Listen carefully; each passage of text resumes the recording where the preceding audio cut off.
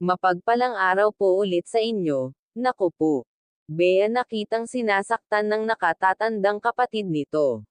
At kung bago ka pa lamang sa aking channel, baka pwede paki-subscribe, like, share. Dara na bigla sa nakitang pananakit ng ate niya kay Bea. Kaya napasigaw ito, at nakapagsabi sa ate ng hindi maganda. Grabe, kay unti pa lamang ng panahon na nagkasama sila ay grabe na agad ang pananakit nito sa bunso nilang kapatid. Bakit kaya ganon na lamang makapanakit itong nakatatanda pa naman nilang kapatid? Imbis na ito ang mas malawak ang pag-unawa, bakit si Dara pa ngayon ang nag-adjust sa kanila? Dara naiyak na lamang sa mga nangyayari ngayon sa kanila. Imbis na dapat masaya ito dahil kumplito na sila, ay nabalutan pa ito ng pag-ialala para sa kapatid niyang si Bea. Bea nagtatampo sa ngayon dahil sa mga nangyayari sa kanya ngayon.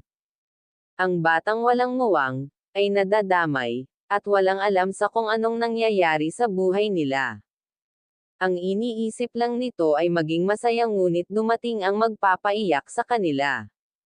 Ang dating Bea na masayahin at palangiti, ay napalitan ng kalungkutan ngayon dahil sa pangyayari. Kuya Rab wala pang alam sa mga nangyayari ngayon sa magkapatid. Ano kaya ang desisyon ni Kuya Rab kung malaman niya ang pananakit ng ate nito kay Bea? Syempre di natin maiwasan na mag-react si Kuya Rab, dahil sa kanya bahay at siya ang nagpagawa ng bahay ni Dara. Ano sa tingin nyo mga viewers? Tama kaya ang ginawa ng ate ni Dara kay Bea? Napagbuhatan niya ito ng kamay, kahit na nagkasala itong si Bea. Dapat hindi niya ito sinaktan. Grabe, ilang araw pa nga lang siya sa bahay ni Dara ay ganito na ang ugali na pinapadama niya sa pagkapatid.